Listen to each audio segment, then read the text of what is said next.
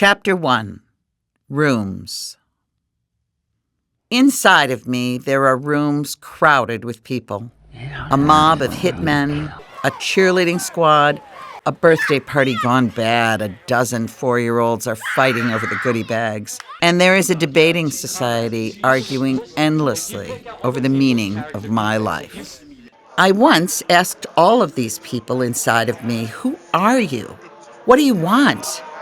They answered me all at once, screaming and yelling, cheering and jeering. I tried talking to them one at a time, but others always snuck in, and then they would argue. The rooms filled once again with clamoring voices. I can't take this. I checked out on my internal life, locked the door shut, and went out into the world. Now I wake from bad dreams, the threat of the black hole, and with a thud in my chest.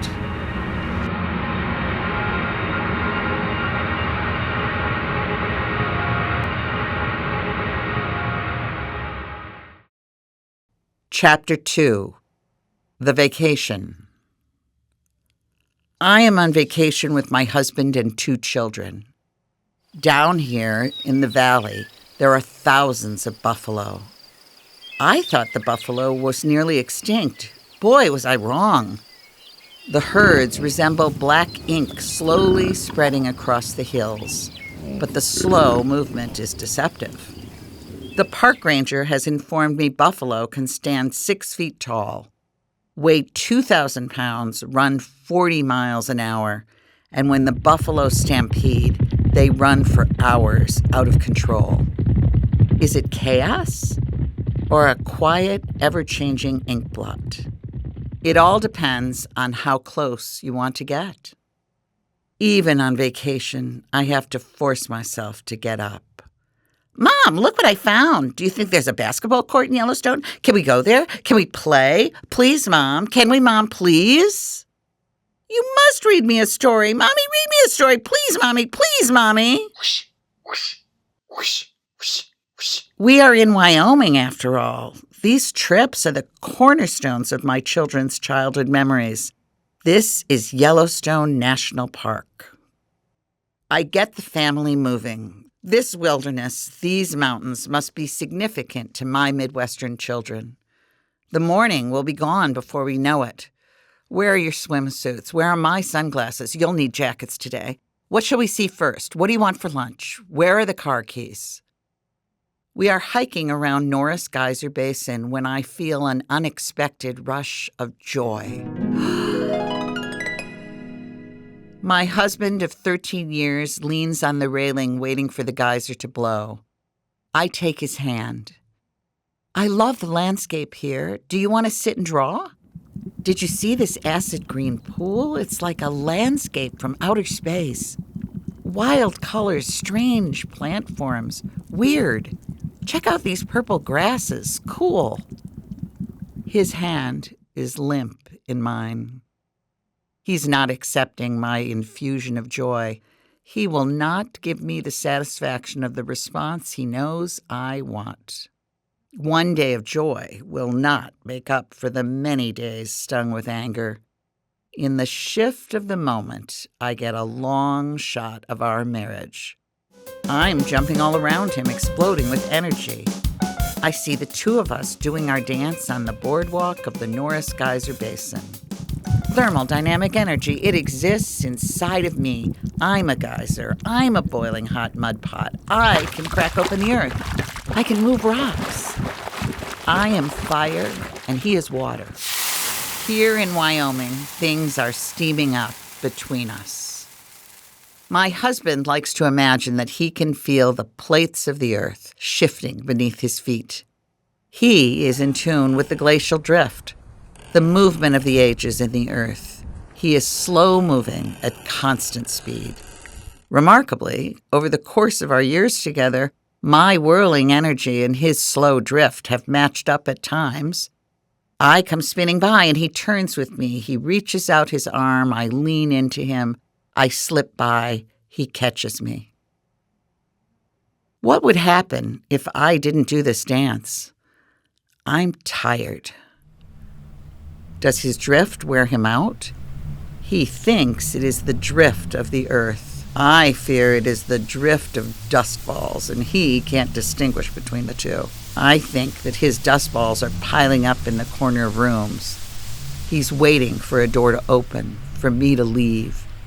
Anything to provide a current of air to move him along. My husband does dream of weighty things like the granite boulders he sees here in Wyoming. He thinks he could make some boulders. He reads an article, How to Recreate the Landscape of the Wild West in a Midwestern Backyard. He carries around in his head a recipe for concrete. 1 part cement, 2 parts sand, 3 parts gravel, vermiculite for texture, lime for flexibility. He hopes we stay together. Here we are in Wyoming. In 3 days, we have viewed Old Faithful, hiked the canyon rim, visited Cascade Lake, Fire Mountain, and Norris Geyser Basin. Joy has visited me briefly. I've seen our 13 years of marriage in a flash. My dead father has visited me in a dream to warn me, quit now and you'll quit later in life. Back in the cabin, I chop chicken and anger into little pieces. I want to mince my words to make a manageable meal that I can feed my family. I want a digestible life. As I cook, I watch out the cabin window. The park ranger is coming home to his new wife in their little cabin in the hills. He waves to me in the window. I wave back. I spill my wine and I begin to weep. I'm in Wyoming and I want the park ranger. I want to be the new wife. I want to live in a wild place. I want to wallow in the grass the way the buffalo do. I want the earth to take my weight. Chapter 3. Meeting the Buffalo. After dinner, the whole family goes to the local bar to hear the music of the Beef Lips Band. The blue-lit dance floor is crowded. 13-year-old girls spin themselves into each other's arms, dreaming of the park ranger and his new wife. Fathers sit at tables drinking while mothers teach their sons to swing dance Western style. My 2 sons refuse to dance. They play pool instead. Bill and I sit at a table continuing the argument from dinner about the relationship between riots and real estate in Colorado. The argument could be from last night or last year, for all our fights feel the same. I have a tremendous urge to slam my fist and stamp my feet. The park's brochures have warned me. The earth can't take my weight. Here in Wyoming, I am closer to the earth's molten core. The earth's crust could give way. That's why there are boardwalks through this wilderness and signs that say, "Stay on the path." They even have drawings on the signs of innocent children crashing through the earth's surface, splashed by an unpredictable geyser, swallowed by a boiling hot mud pot, in case you can't read. I better not fight with my husband. I better not stamp my feet. We are on our way back to the cabin, not speaking. We meet the buffalo. They erupt from the darkness. The buffalo are in rut. Sex-crazed, they bash horns, bellow. There are hundreds of them. Ah! Family of 4 killed and trashed with the buffalo herd. Buffalo can weigh 2,000 pounds. My children are baptized by a shower of shattered glass.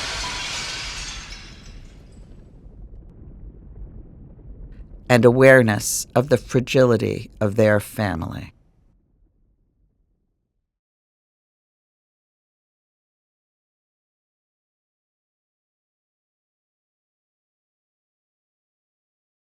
Chapter 4. The next day. It skipped. Let's find some more good stones. My last one was bad. You were lucky to find a smooth one. That's what makes them skip 5 or 6 times. I'd like to find a few smooth words I could say to Bill. There's only the rocks of our history, boulders of feeling. It would take dynamite to blast those rocks into stones small enough to sail across the space between us. Better to let them sink. Damn buffalo gnats. The vacation is over. It's time to go home. Why did this happen? What's the point? Ow! That's the price of wisdom. Give up an eye to see into the darkness. Who wants to see into the darkness? I'm going home in a new car, and I know why is a foolish question. There's no H in Wyoming.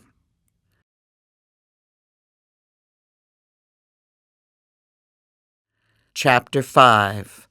Home from Vacation. We go back to work, resume our routines. Doors to rooms inside of me open.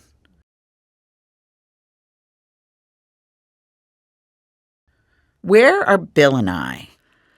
Can you take the boys to baseball practice tonight? No, you know I have a late meeting on Tuesdays. I've asked you to put your schedule on the calendar so I can plan. I've had the same schedule for the past 3 months. I want to catch a movie with Tom and it starts at 8. Why didn't you just say that instead of starting a fight? Asking for your schedule is starting a fight? I will be home at 7:30 as usual, and I'll make dinner before I go. Don't leave a big mess expecting me to clean it up.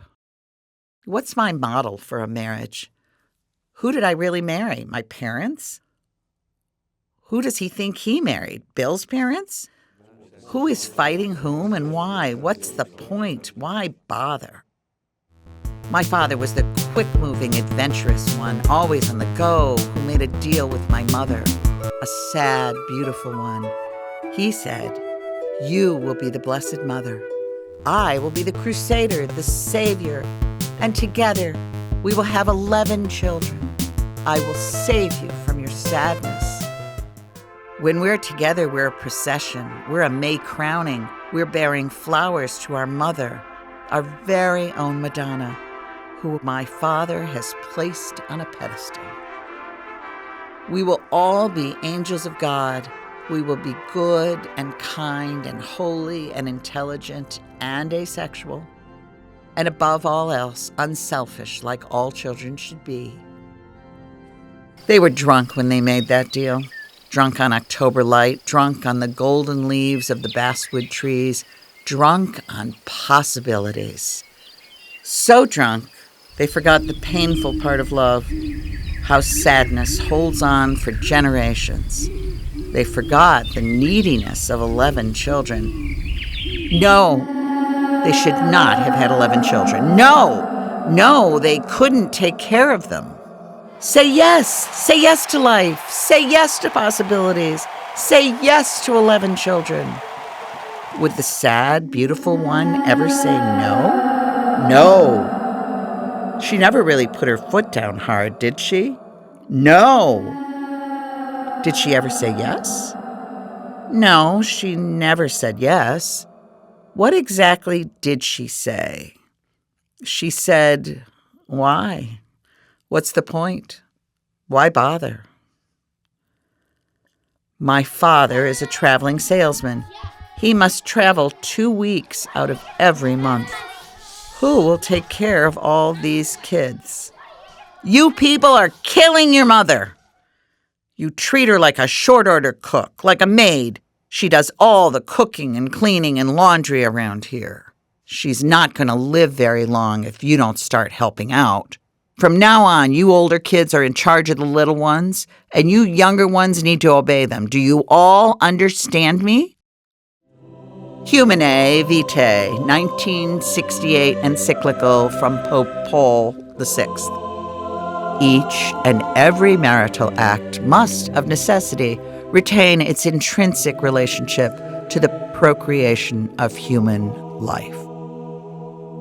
Much later, it occurred to me that maybe the Catholic Church was killing my mother, and not us kids. Married people may then take advantage of the natural cycles imminent in the reproductive system and engage in marital intercourse only during those times that are infertile, thus controlling birth in a way which does not in the least offend the moral principles. All artificial birth control is unlawful and immoral? Married couples can only practice abstinence? 40 years later, this encyclical was reaffirmed and left unchanged by Pope Benedict XVI. The right and lawful ordering of births demands, first of all, that spouses fully recognize and value the true blessings of family life, and that they acquire complete mastery over themselves and their emotions. Imagine my mom having a newborn, and a 1-year-old, and a 2-year-old, and a 3-year-old, and a 4-year-old, and thank God, a 7 and a 9-year-old to help raise the 5 younger ones. And since my parents hadn't acquired complete mastery over themselves and their emotions, 4 more children would come along. The family divides itself, labels change, alliances shift. Them, us, introvert, extrovert, normal, was messed up, then gay. You people, we, younger, older, pessimists, optimists. When my father was angry, he'd address one or several of us with the same "you people."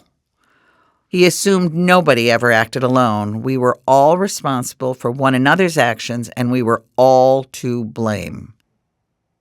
Later, when younger siblings had complaints, they too would use "you people," lumping the older siblings together into one conspiratorial group.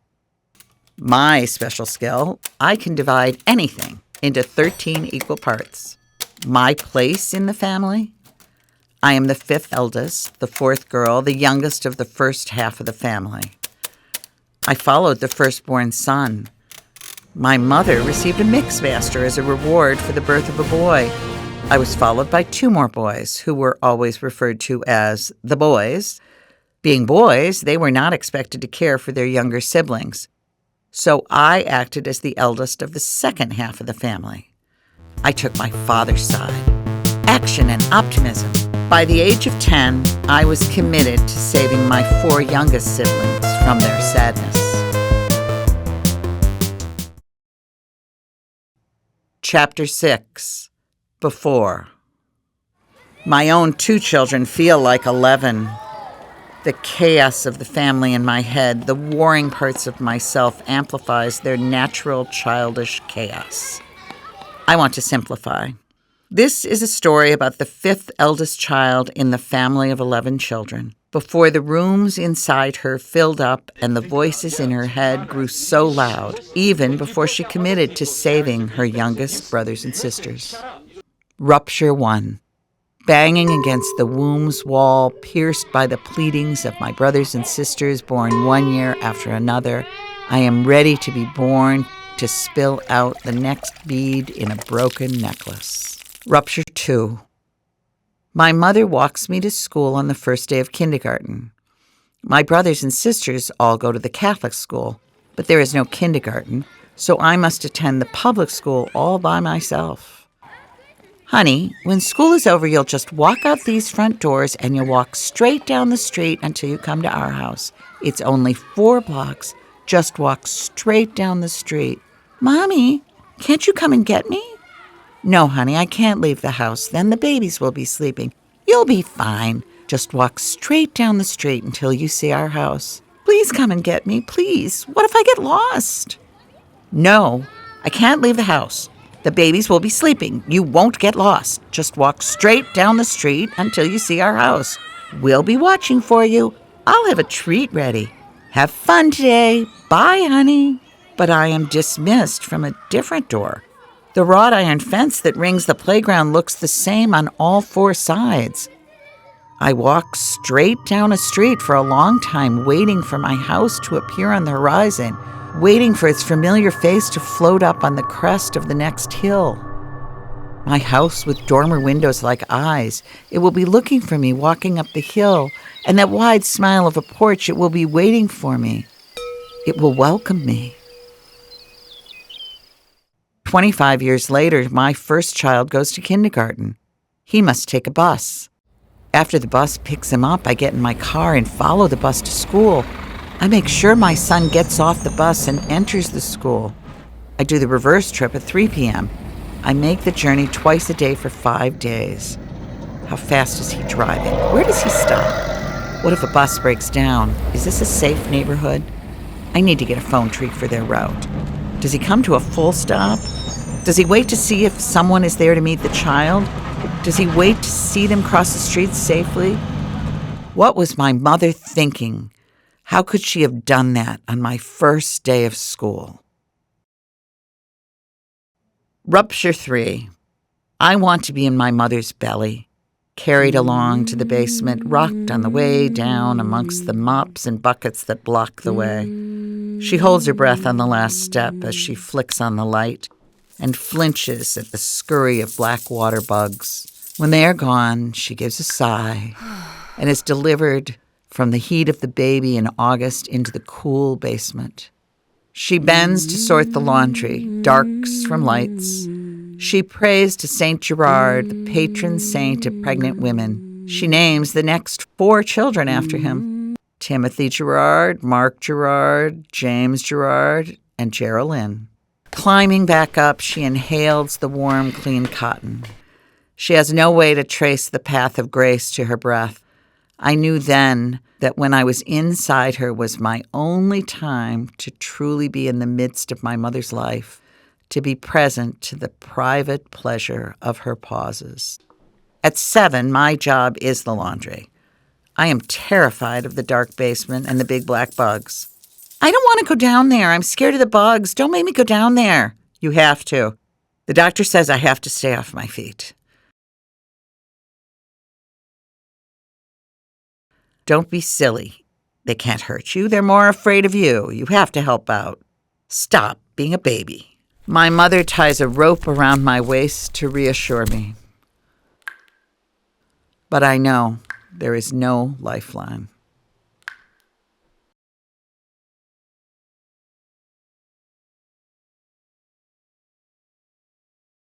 Chapter 7. Saturday morning, a month after the vacation.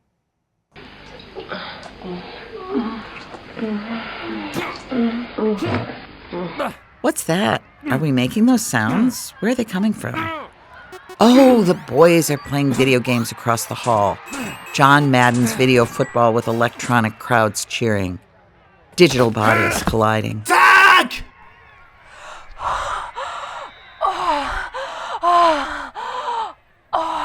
I thought you were into this. She's not here. I was distracted by the kids. He's so quick to take offense. Why are you worrying about the kids? Everything has to be just right for her. I wasn't worried. I was just distracted by the sounds.